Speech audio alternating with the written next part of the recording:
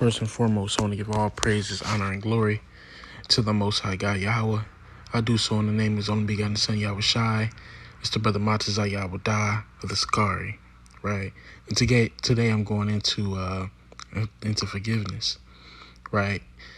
So often we find ourselves hating and with each other as brothers and sisters, especially in the so-called Black and Hispanic community. Gang violence is like very rampant in our community. All for something that's just so minute. It's either over some money or a silly woman, man. Right? And it's been going on for 50, 60 years, right? Brothers and sisters that argue with each other, they don't even know why. But it's very biblical on how we dealt dealt with each other falsely. We dealt with each other badly.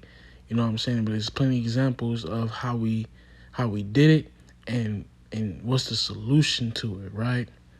Because in our communities, the solution is to kill the op, or you should kill somebody close to the op, right? There's a story not too long ago. A brother, he killed his op's mom when she went to go visit his gravesite. That's evil, man. That's very evil, and that's what the Most High and Yahweh Shai taught us not to do. But I'll start off at here. This is Genesis chapter 37 and 11. It's going into the brother Joseph, right? And it says, and his brothers envied him, but his father observed the saying. And his brothers went to feed their flocks in Shushan. And Israel said unto Joseph, do not thy brethren feed the flock in Shushan? Come, and I will send thee unto them. And he said to him, here I am. And he said to him, go, I pray thee, see whether it be well with thy brethren and well with the flocks, and bring me word again. So he sent him out of the vale of Hebron, and he came to Shushan. And a certain man found him, and behold, he was wandering in the field. And the man asked him, saying, what seekest thou? And he said, I seek my brethren. Tell me, I pray thee, where they feed their flocks.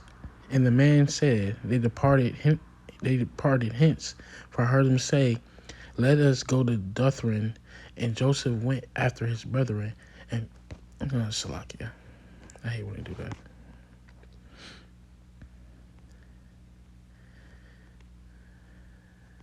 All right. And it says, and he said, I seek my brethren, tell me, I pray thee, where they feed their flock. And the man said, they departed hence, for I heard them saying, let us go to Dothan.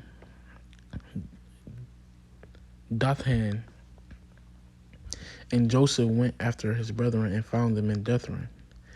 And when they saw him afar off, even before he came near unto them, they conspired against him to slay him. You see that? So, so many times our brothers do that, right? You see a brother, walking down the street, you just don't like him. He's just basically, we was hating on him. He wearing the fly stuff, right? We ain't shining like that, brother. We ain't walking like that, brother. We ain't talking like that, brother.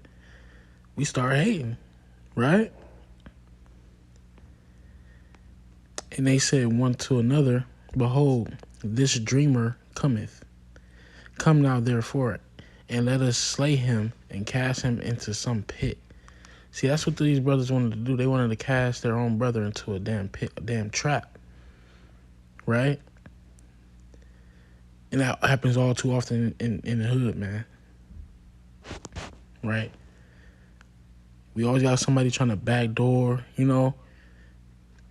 That's why Dirk said, you gotta close that back door, right? Because he knows his friends are slimy snakes, right? The scriptures tell you to watch out for those type of people, But we'll get more into that though, right? And it says, "Come now, therefore, and let us slay him, and cast him into some pit, and we will say, some evil beast hath devoured him, and we shall see what will become of his dreams." And Reuben heard it, and he delivered him out of their hands and said, "Let us not kill him." So Big Bro stepped in like, "Man, look, that's a little bit extreme. Let's not kill him." Right? And Reuben said unto them, "Shed no blood, but cast him into this pit that is in the wilderness, and lay no hand upon him, that he might rid him out of their hands to deliver him to his father again." Right? So they were just being real deceitful, man. They was being real wicked. They wanted to have favor in their father's eyes, right? Verse 23.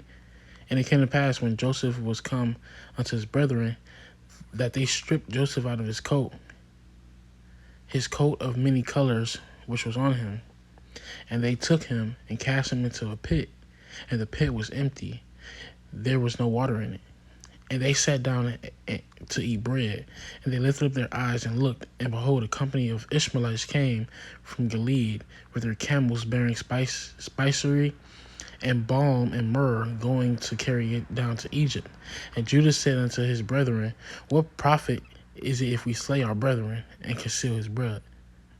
Come, and let us sell him to the Ishmaelites, and let not our hand be upon him, for he is our brethren and our flesh. And his brethren were content." Right?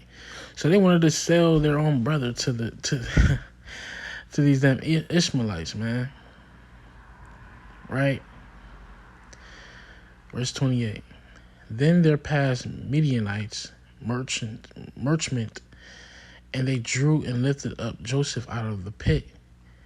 So somebody else found him, right? These Midianites found him and lifted Joseph out of the pit, right? "And sold Joseph to the Ishmaelites for 20 pieces of silver, and they brought Joseph into Egypt," right? So that's what they did to their brothers, man. That's what they did to their brother. They put him in this pit. They put him in a bad situation, man. That's why you're supposed to be your brother's keeper, right? All right, our forefathers was being real wicked and very envious, man. Right? Let me show you. To fast forward, right? They did all this stuff to him, and years later, this is the level of love and compassion that Joseph had for his brothers. Not carrying on a feud that lasted over 30, 40 years, trying to kill him. But, we're going to read the scripture to show the level of love and compassion you're supposed to have on your brothers that do wrong to you. This is Genesis chapter 50 and 14. "And Joseph returned into Egypt, he and his brethren, and all that went up with him to bury his father. And after he had buried his father, and when Joseph's brethren saw that their father was dead, they said, Joseph will pre-adventure hate us, and will certainly requite us all the evil which we did unto him." So, our forefathers like, man, hey, look, Joseph he gonna hate us, right? He gonna do evil unto us because of what we did to him, right? Verse 16. "And they sent a messenger unto Joseph, saying, Thy father did command before he died, saying, So shall ye say unto Joseph, Forgive, I pray thee now, the trespass of thy brethren, and their sin. For they did unto thee evil, and now we pray thee, forgive the trespass of the servants of the God of thy father.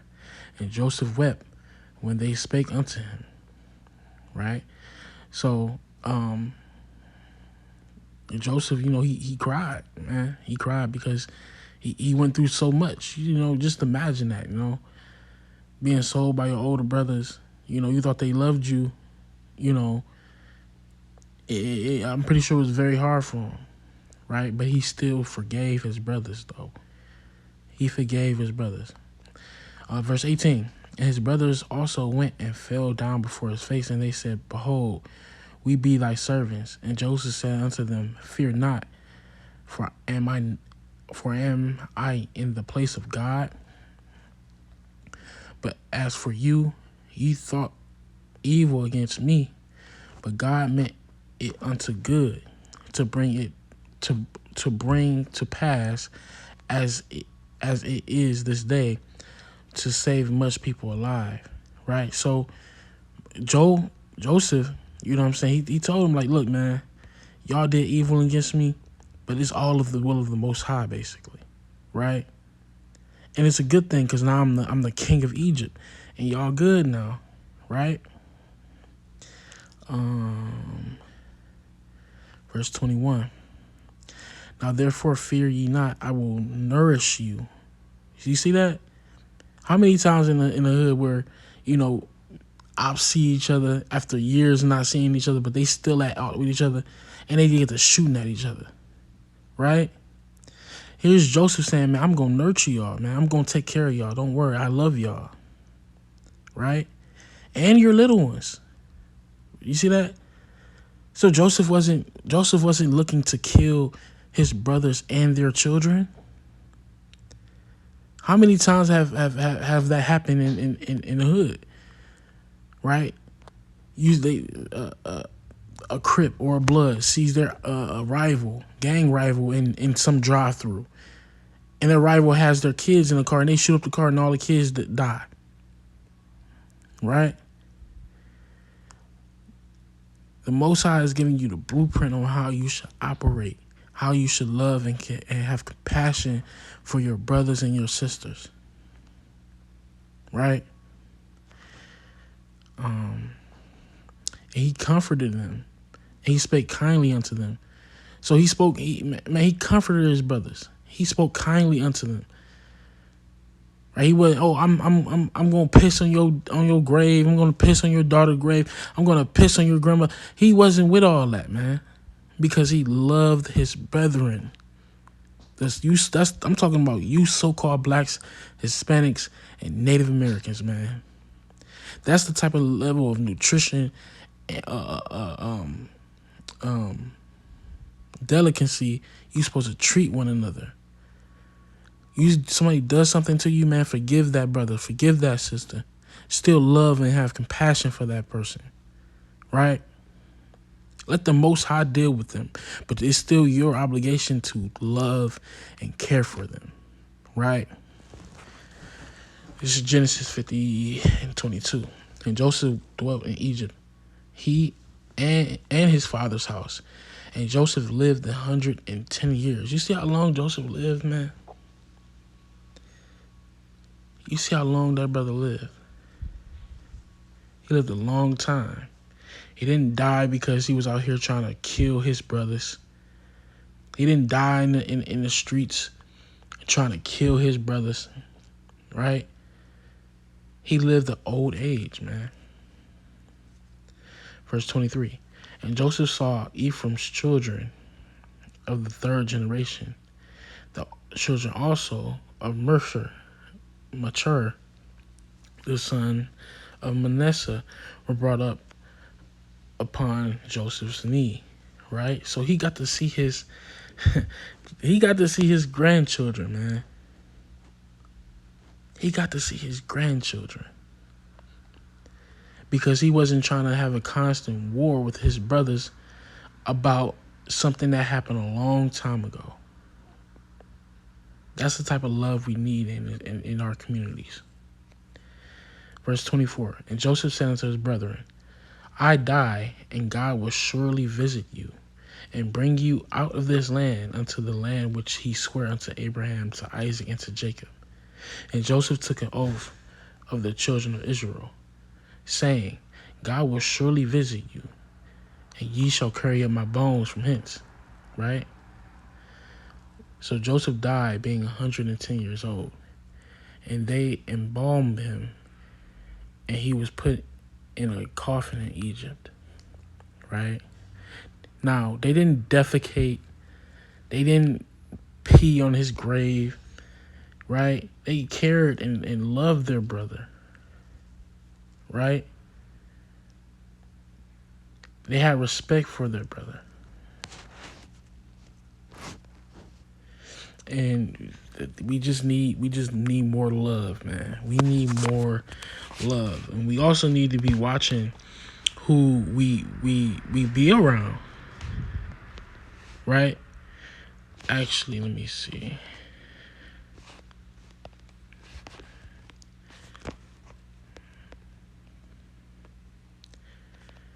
This is Micah 7 verse 2. There's not a decent person in sight. Right living humans are extinct. They're all out for one another's blood. And that's true. You know, especially in our communities, man, we out for each other's blood, man. We out here trying to kill, whatever, rob whoever, right? Animals preying on each other. Yeah, that's right, we prey on each other. They've all become experts in evil. Right? You see that? Oh, my brother, he just came up on a couple racks. Right? I know he got, beef with this person and that person and that person. So if I killed him, they gonna think it's him. So I can take the money. Right?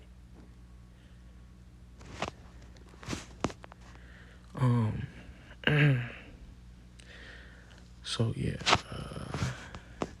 Corrupt leaders demand bribes. The powerful rich make sure they get what they want. The best and brightest are thistles. The top of the line is crabgrass. But no longer. It's exam time. Look at them slinking away in disgrace. Verse 5. Don't trust your neighbor. See that? You don't trust your neighbor, man. You love and care for your brothers and sisters, but don't trust them, because you gotta prove that they're your friend, right? Don't confide in your friend. Watch your words, even with your spouse, even with your main squeeze, your woman, man. Don't be out here just blabbing off, man, because you never know. You never know, man. Verse 6. Neighborhoods and families are falling to pieces. Right? That's what's going on. Our neighborhoods has fallen into pieces. Our families has fallen into pieces because of we're not loving each other, holding grudges against each other. Right? The closer they are, sons, daughters, in-laws, the worse they can be. Your own family is the enemy, right? And that's true. A lot of times your family can be your enemy, man. That's why you got to keep a watchful eye out. Always be watching, man. You understand? Always be watching. Always be praying. Still show love and compassion, but keep a distance. You got to be wise. You got to be wise in these times, right? It's a song right now. A song about who is that? It's Lil Durk and Lil Zay Osama saying he's gonna kill his cousin. Kill his cousin for the company he keeps. It's just insane, man. That stuff is not.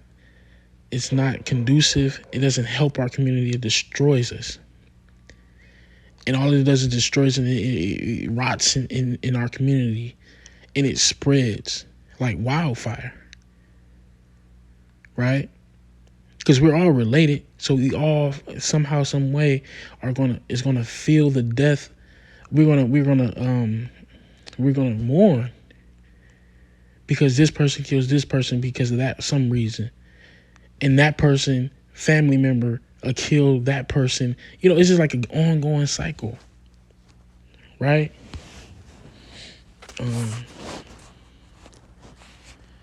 Let me go here real quick. Ecclesiastes, or the book of Sirach, chapter 6, verse 7. If thou wouldst get his friend, prove him first, and be not hasty to credit him, right? So you got to prove a friend first, man. Don't be too hasty to, oh, that's my friend. You don't know this person. You don't know that woman, right? Use wisdom, man. Verse 8. For some man is a friend for his own occasion, and will not abide in the day of thy trouble. You see that? How many times we done got somebody that you thought was our friend, we was getting jumped, and they ran off on us. How many times does that happen? How many, we have to use wisdom, man.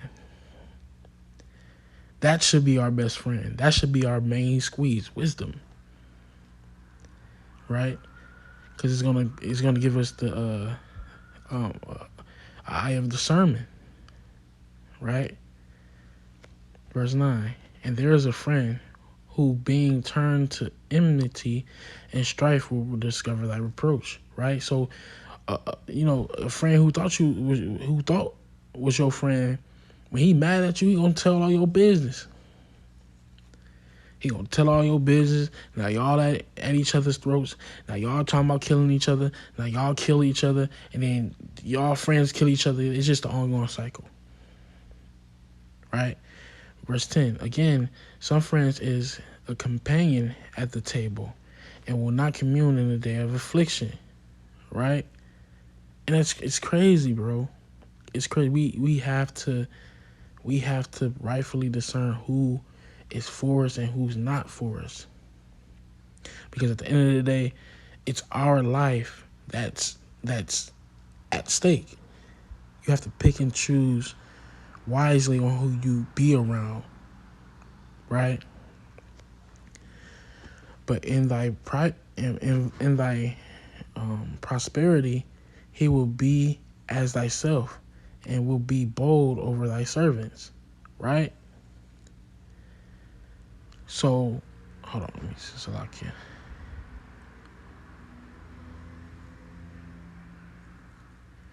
So yeah, when you got something, he coming around, oh yeah, we up, we up. When he only come around when you got something, man, right? Verse 12, if thou be brought low, he will be against thee, and will hide himself from thy face, right? So when you down on, you need bail money, you need diapers for your baby. He ain't nowhere to be found. Verse 13, separate thyself from thy enemies and take heed of thy friends, right? So you're supposed to separate from those kind of people, man. Really look and see who in your corner, right? Prove a friend, man. Verse 14, a faithful friend is a strong defense, and he that hath found such as one hath found a treasure, right? So a faithful friend is like gold, man. Especially in these times. Somebody that got your back, they ain't gonna do you wrong. You can leave money around them. Those are friends that you need around you, man, because they're gonna be in your corner no matter what. Right or wrong, right? Verse 15. Nothing doth countervail a faithful friend, and his excellency is valuable, right? It's not. It doesn't have a value on how a faithful friend is to you, because you need friends in this world, man. You need somebody. Everybody needs somebody, man, right? And we can't do it alone. A faithful friend is the medicine of life, and they that fear Yahweh shall find him, right? So a faithful friend is like medicine, man. Sometimes you need to talk to your brother about what's on your mind, and be of a surety that he ain't gonna go around spreading your business. Oh yeah, such and such. Oh, he told me this. Oh, he told me that.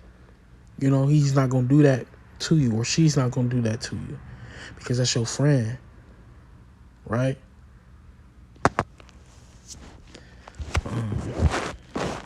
But that's the type of love we're supposed to have for one another, man. We're supposed to, be ready to lay our life down for our friends and our family, not take a life unless it's in harm's way, This is Exodus chapter 31. Well, I'm sorry, Salakia 32 and 31. And Moses returned unto Yahweh and said, "Oh, this people has sinned a great sin, and have made them gods of gold. Yet now, if thou wilt forgive their sin, and if not, blot me, I pray thee, out of thy book which thou hast written." So this is the level of love this powerful Levite, right, Moses had for his brothers, the nation of Israel. He told Yahweh, man, just don't blot them out, man. If you're going to kill anybody, kill me. Blot me out of the book, right? Take me up out of here, man. Just don't kill these people. That's the kind of love and compassion that we're supposed to have for each other, right? We have to love each other, and it's in the law, man. It's in the law that we're supposed to love each other. Leviticus 19 verse 18. Thou shalt not avenge nor bear any grudge against the children of thy people, right? So we're not supposed to be out here just shooting and killing people, nor bear any grudge against the children of your people. Don't bear no grudge against your brother or your sister, right? Let the Most High deal with that, right? But thou shalt love thy neighbor as thyself. I am Yahweh. So 9 times out of 10, people are not going to shoot and kill themselves, right? And their children, right? You're supposed to love and care for your neighbor like you do for yourself, right? You love your kids, you love his kids. You don't shoot and kill their kids because you're upset about him doing something to you or she doing something to you. That's not righteous, man. That's not a perfect love, man. This is Leviticus chapter 19, verse 34. But the stranger that dwelleth with you shall be unto you as one born among you, and thou shalt love him as thyself, right? So, for instance, you living on a Crip street, right? And you're a Crip, and you see a blood moving to your neighborhood, right? That's a stranger to you. Now, niggas who hate niggas will tell you to shoot and kill that brother, but the Most High God told you to love him like you love yourself, as if he did grow up in that neighborhood, right? Just to put it in simpler terms. It says, "For ye were strangers in the land of Egypt. I am Yahweh," right? So yeah, man, you have to love your brothers, regardless of the fact that wherever they from, they're Crip, they're Blood, Latin King, Heartless Felon, MS-13, GD, BD. It doesn't matter, man. You love and care for your people, the so-called blacks, Hispanics, and Native Americans, right? And a lot of times people, they pray to God to forgive them, but they don't forgive their brother, man. And this is what Yahweh Shah taught, man. This is Matthew chapter 6, verse 14, right? It says, "For if ye forgive men their trespasses, your Father will also forgive you," right? So if you forgive your brother, the Most High gonna forgive you. But if you kill your brother because he did wrong to you, okay, cool. But you're gonna be held to that same standard. That same standard, right? So you gotta let the Most High deal with those situations, man. because we all messed up, right? This is Matthew chapter 21. I'm sorry, so like 18, verse 21, right? Get some wisdom from Yahweh shot real quick. And it says, then came Peter to him and said, and said, Lord, how often shall my brother sin against me, and I shall forgive him? Till 7 times? Yahweh said unto him, I say not unto thee unto 7 times, but unto 70 times 7. So that means, man, hella times. A lot of times, way more than 7. Right? Therefore is the kingdom of heaven likened unto a certain king, which would take account of his servants. And when he had begun to reckon, one was brought unto him, which owed him 10,000 talents. But for so much as he had not to pay, his Lord commanded him to be sold, and his wife and children, and all that he had, and payment to be made. The servant therefore fell down and worshipped him, saying, Lord, have patience with me, and I will pay thee all. Then the Lord of the servant was moved with compassion, and loosened him, and forgave him the debt. But the same servant went out and found one of the fellow servants, which owed him 100 pence. And he laid hands on him, and took him by the throat, saying, Pay me that thou owest. So you see that, man?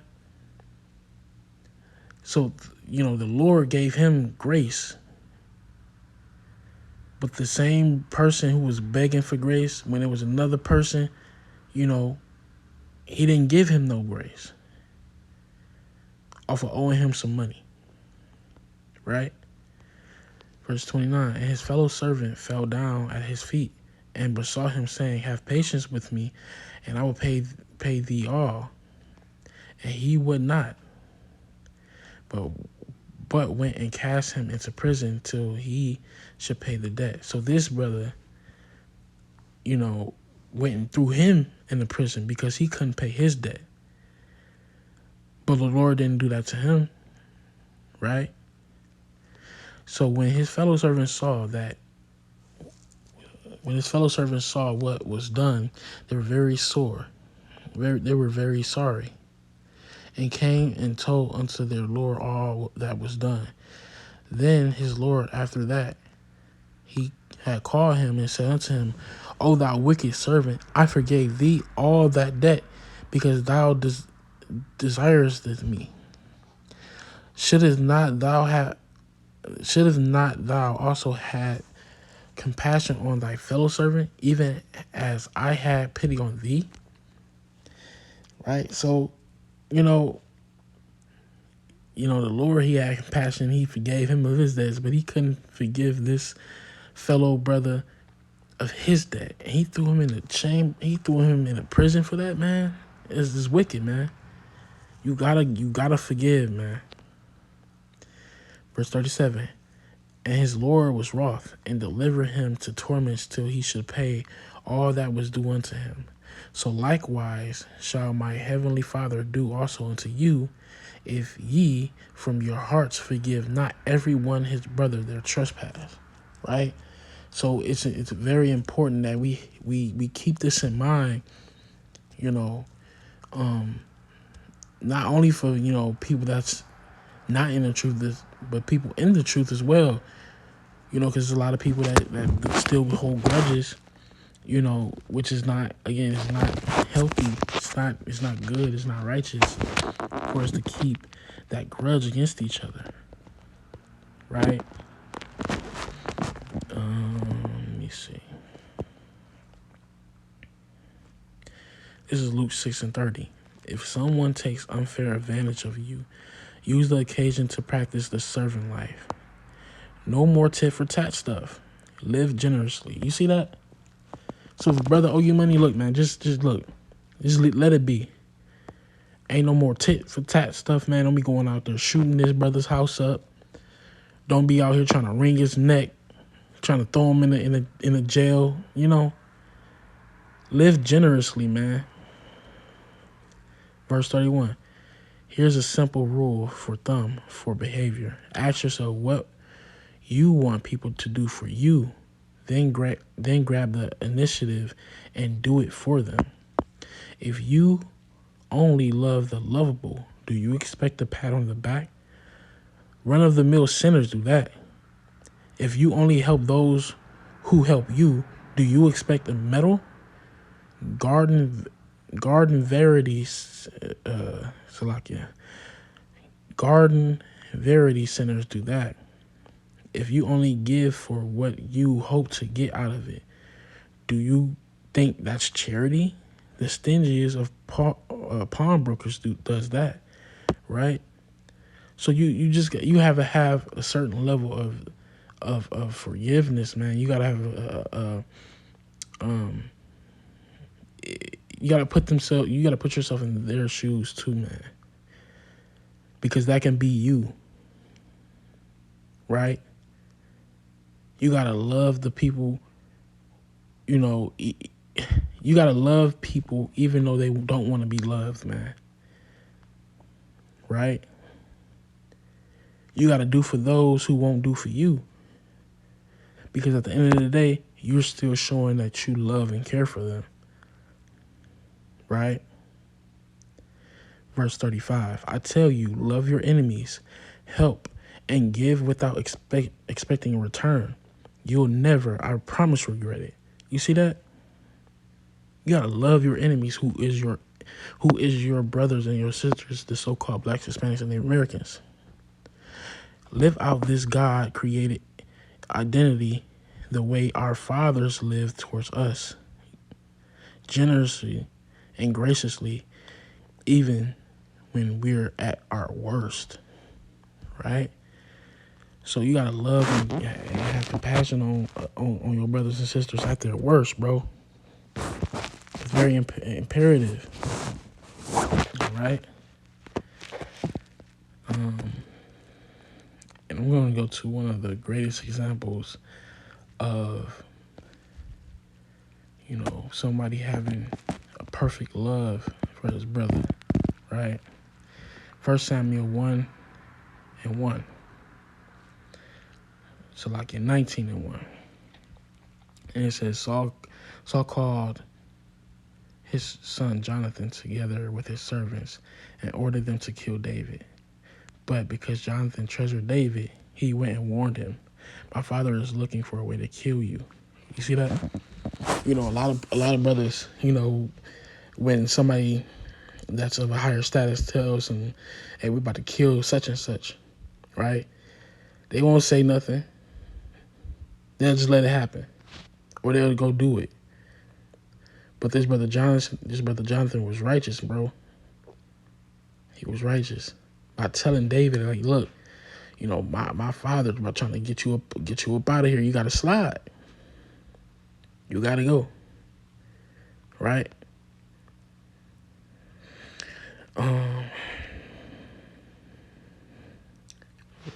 Yeah. Here's what you are to do. Tomorrow morning, hide and stay hidden.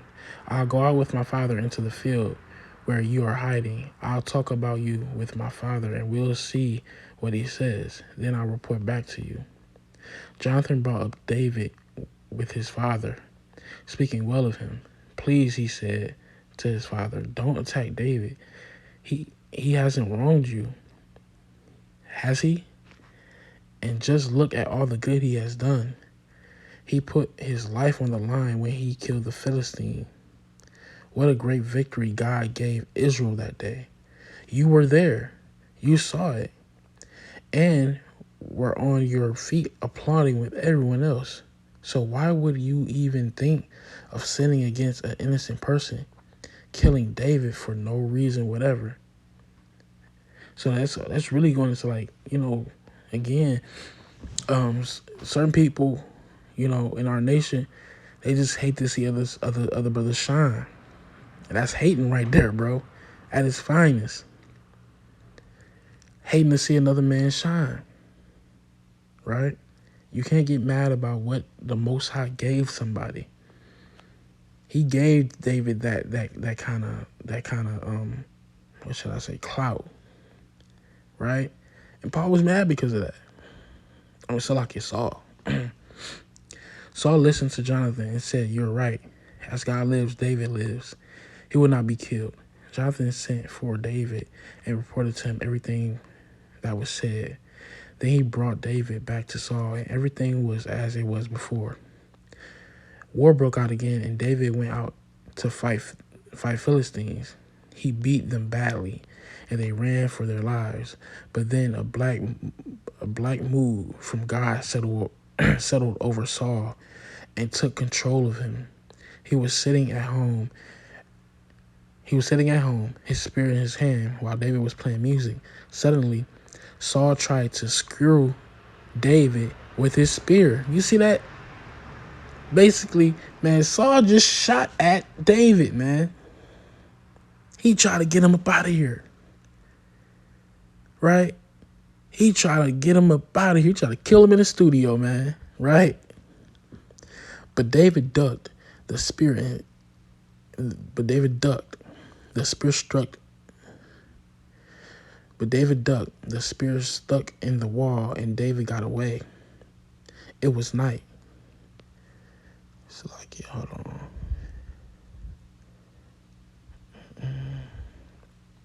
Right, okay. Saul sent men to David's house to stake it out, and then first thing in the morning to kill him.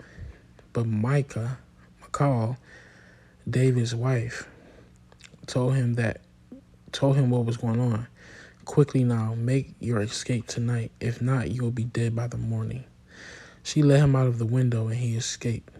And he made his escape. Then Micah took a dummy god, and put it in the bed, placed a wig of goat's hair on its head, and threw a quilt over it. When Saul's men arrived to get David, she said he's sick in bed, right? So basically, going into the story, David escaped. They found a dummy laying in the bed, man. This is some movie stuff right here, bro. They bust in the crib with the guns, looking to kill David. They think they find him in bed sleeping. There's a damn mannequin in there, right? But this is all Saul's hatred for his own brother, right? And he was wicked as hell for that. This is 1 Samuel 24:1. And Samuel came back after dealing with the Philistines. He was told David is now in the wilderness of En Gedi. Saul took 3 companies, the best he could find in all Israel, and set out in search of David and his men in the region of Wild Goat Rocks. He came to some sheep pens along the road. There was a cave there, and Saul went in to relieve himself. David and his men were huddled far back in the same cave. David's men whispered to him, "Can you believe it? This is the day God was talking about when he said, 'I'll put your enemy in your hands.' You can do whatever you want to with him." Quiet as a cat, David crept up and cut off a piece of Saul's royal robe. Immediately he felt guilty, right? And that's the level of love, man, David had, man. He didn't want to even touch this brother's clothes the wrong way, bro. But here we are snatching chains off each other, right? Wearing them. It's crazy, bro. It's crazy, right? The level of hatred you got to have to do that to your brother. But look at the love David had, right? Verse 6, he said to his men, "God forbid that I should have done this to my master, God's anointed, that I should so such raise a finger against him. He's God's anointed." That's the level of honor this man had for his brother. That's the kind of love we need for all of our people, man. Right? David held his men in check with these words and wouldn't let them pounce on Saul. Saul got up, left the cave, and went on the road. Then David stood at the mouth of the cave and called to Saul, "My master, my king." Saul looked back. David fell to his knees and bowed in reverence. He called out, "Why do you listen to those who say, 'David is out to get you'? This very day, with your very own eyes, you've seen that just now in the cave, God put you in my hands. My men wanted to kill you, but I wouldn't do it. I told them that I wouldn't lift a finger against my master. He's God's anointed. Oh, my father, look at this piece that I cut from your robe. I could have cut you, killed you, but I didn't. Look at the evidence. I'm not against you. I'm no rebel. I haven't sinned against you, and yet you hunting me down to kill me. Let's decide which of us is in the right. God may avenge me, but it's in his hands, not mine." You see that? So you're supposed to let the Most High deal with the brothers and sisters who seek after you, man, who wish you harm. Don't go out and go do stuff to them, because it's going to be a never-ending cycle, man. Just let the Most High deal with it, man. Right? An old proverb says, "Evil deeds come from evil people. So be assured that my hand won't touch you." What does the king of Israel think he's doing? Who do you think you're chasing? A dead dog? A flea? God is our judge. He'll decide who's right. Oh, that he would look down right now, decide right now, and set me free of you.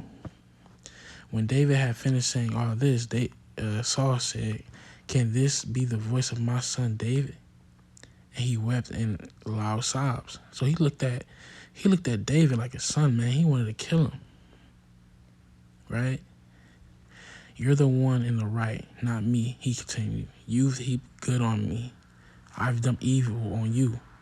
And now you've done it again, treated me generously. God put me in your hands, and you didn't kill me. Why? When a man meets his enemy, does he send him down the road with a blessing?" See, that's the love, man. That's love, bro. He blessed him by letting him live, right? May God give you a bonus of blessings for what you've done for me today. I know beyond doubt that you will rule as king. The kingdom of Israel is already in your grasp. Now promise me under God that you will not cut off my family or wipe out my name off the books. David promised Saul. Then Saul went home, and David his men went up to their wilderness refuge. Right? So that's the kind of love and compassion David had, for his brother, somebody who he looked up to as a father. And not to keep y'all too long, this is 2 Samuel 1, verse 1. Shortly after Saul died, David returned to Ziklag from his rout of the Amalekites. So Saul died, man, right? The Most High judged him. He died in battle, right? 3 days later, a man showed up unannounced from Saul's army camp, disheveled and obviously in mourning. He fell to his knees in respect before David. David asked, "What brings you here?" He answered, "I've just escaped from the camp of Israel." "So what happened?" said David. "What's the news?" he said. "The Israelites have fled the battlefield, leaving a lot of their dead comrades behind, and Saul and his son Jonathan are dead." David pressed the young soldier for details. "How do you know for sure that Saul and Jonathan are dead?" "I just so happened by Mount Gilboa, I don't know, and came on Saul badly wounded and leaning on his spear, with enemies' chariots and horsemen bearing down hard on him. He looked behind him, saw me, and called me to him. Yes, sir, I said, at your service. He asked me who I was, and I told him an Amalekite. Come here, he said, and put me out of my misery. I'm nearly dead already, but put my life. I am nearly dead already, but my life hangs on. So I did what he asked. I killed him. I knew he wouldn't last much longer anyway. I removed his royal headband and bracelet and have brought them to my master. Here they are. In lament, David ripped his clothes to ribbons, and all the men with him did the same. So that's the kind of love he had for Saul, man. He lost it. He lost it because he lost a father, right? Verse 12, they wept and fasted the rest of the day, grieving the death of Saul and his son, Jonathan. And Jonathan gone too, right? Which is like a brother, man, to David. And also the army of God and the nation of Israel victims in a failed battle. Then David spoke to the young soldier who had brought the report. Who are you anyway? I'm an immigrant. I am from an immigrant family, an Amalekite. Do you mean to say, said David, that you weren't afraid to up and kill God's anointed king?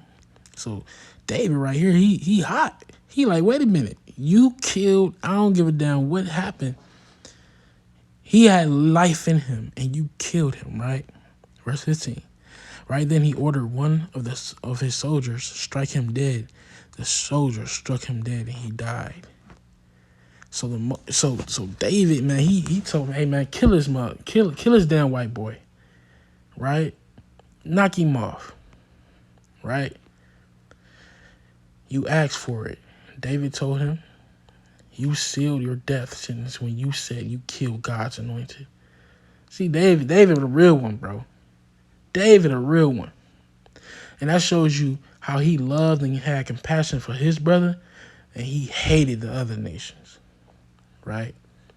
Then David sang this lament over Saul and his son Jonathan and gave orders that everyone in Judah learn it by heart. Yes, it's even inscribed in the book of Jasher.